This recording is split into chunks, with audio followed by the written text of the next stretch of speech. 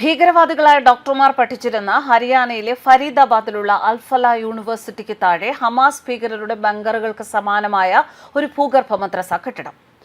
അന്വേഷണ സംഘമാണ് ഇത്തരത്തിലൊരു കെട്ടിടം കണ്ടെത്തിയിരിക്കുന്നത്. വെറും 2 കിലോമീറ്റർ അകലെ, യൂണിവേഴ്സിറ്റിയിൽ നിന്നും വെറും 2 കിലോമീറ്റർ അകലെയാണ് പണി പൂർത്തിയാക്കാത്ത ഈ ഭൂഗർഭ മദ്രസ കെട്ടിടം കണ്ടെത്തിയത്.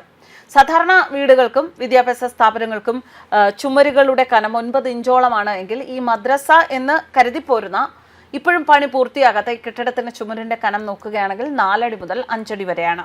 സാധാരണ ഹമാസ് ഭീകരർ ഒളിത്താവളമായി ഇതുപോലെ ബലപ്പെടുത്തിയ ചുമരുകളുള്ള മുറികൾ പണിയാറുണ്ട്.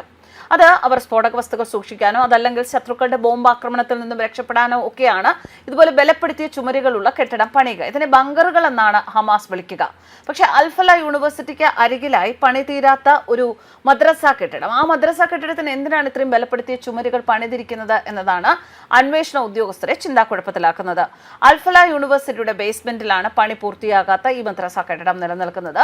സ്ഫോടക വസ്തുക്കൾ സൂക്ഷിക്കാനായിരിക്കാം ഇത്രയും ബലപ്പെടുത്തിയ 5 അടി വരെ കനമുള്ള ചുമരുകൾ പണിതിരിക്കുന്നത് എന്നാണ് കരുതപ്പെടുന്നത്. അതുപോലെ പുറത്താരും അറിയാത്ത രീതിയിൽ ഭീകര പ്രവർത്തനത്തിന് ഉപയോഗപ്പെടുത്തുക എന്നതും ലക്ഷ്യമായിരിക്കണം എന്ന് കരുതുന്നു. മൗലവി ഇഷ്യാഖ് എന്ന ആളുടെ പേരിലാണ് കെട്ടിടം രജിസ്റ്റർ ചെയ്തിരിക്കുന്നതെന്നാണ് വിവരങ്ങൾ. ദില്ലി സ്ഫോടനത്തിന് പിന്നിൽ പ്രവർത്തിച്ച ഡോക്ടർ മുസമ്മലിന് റൂം ബുക്ക് ചെയ്ത് നൽകിയതും മൗലവി ഇഷ്യാഖ് ആണ്.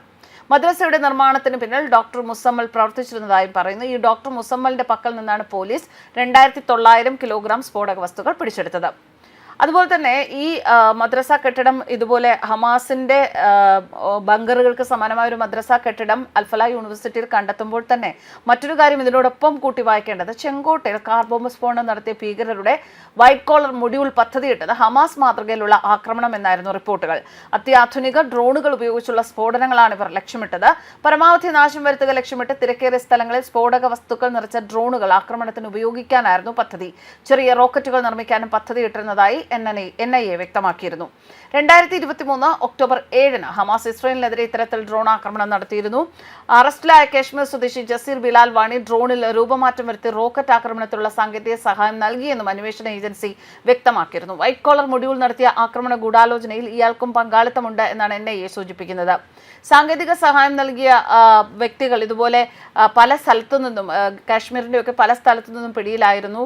ഇവരെയൊക്കെ NIA കൂടുതൽ ചോദ്യം ചെയ്യലുമൊക്കെ നടത്തി വരികയാണ്. എന്തായാലും ഹമാസുമായി ഒരുപാട് സാദൃശ്യം ഇവരുടെ ആക്രമണ പദ്ധതിയിൽ എന്ന് മാത്രമല്ല, ഇതുപോലെ അൽഫല യൂണിവേഴ്സിറ്റിയിൽ ഇങ്ങനെ ഒരു ബങ്കർ, അത് ഹമാസിന്റെ മാതൃകയിൽ തന്നെ ഒരു ബങ്കർ ഉണ്ടാക്കി വെച്ചിരുന്നതുമൊക്കെ ഇപ്പോൾ കൂടുതൽ സംശയം ഉണ്ടാക്കുകയാണ്. പലപ്പോഴും കാശ്മീരിന്റെ അതിർത്തി പ്രദേശങ്ങളിൽ, പാക്-അധീന കാശ്മീരിലൊക്കെ ഹമാസ് ഭീകരർ അല്ലെങ്കിൽ ഹമാസ് നേതാക്കന്മാരുമായിട്ടൊക്കെ ഉള്ള റാലികൾ, അതുപോലെ തന്നെ മീറ്റിങ്ങുകളൊക്കെ നടന്ന വാർത്തകളുമൊക്കെ നേരത്തെ പുറത്തു വന്നതാണ്. അതുകൊണ്ട് തന്നെ ഹമാസിന്റെ അടുത്ത ലക്ഷ്യം അത് ഭാരതത്തിലെ യുവാക്കളാണോ അല്ലെങ്കിൽ ഭാരതം തന്നെയാണോ എന്ന ചോദ്യം ഇവിടെ വളരെയധികം പ്രസക്തമാണ്.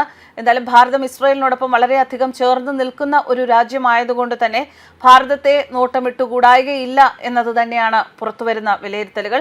എന്തൊക്കെയായാലും വളരെ രഹസ്യമായ രീതിയിൽ ഇത്രയും കാലം അഭ്യസ്ത വിദ്യരായ ഡോക്ടർമാരുടെ ഒരു സംഘം തന്നെയാണ് രാജ്യത്തെ നശിപ്പിക്കാൻ, രാജ്യത്ത് ഇത്തരത്തിലൊരു തീവ്രവാദ ആക്രമണത്തിന് പദ്ധതിയിട്ടത് എന്ന് ആലോചിക്കുമ്പോൾ ഒരിക്കലും ആ ആശങ്ക, രാജ്യത്തിന്റെ ആശങ്കയും പൊതുജനങ്ങളുടെ ആശങ്കയും അവസാനിക്കുന്നില്ല. ന്യൂസ് ഡെസ്ക് കർമ്മ ന്യൂസ്.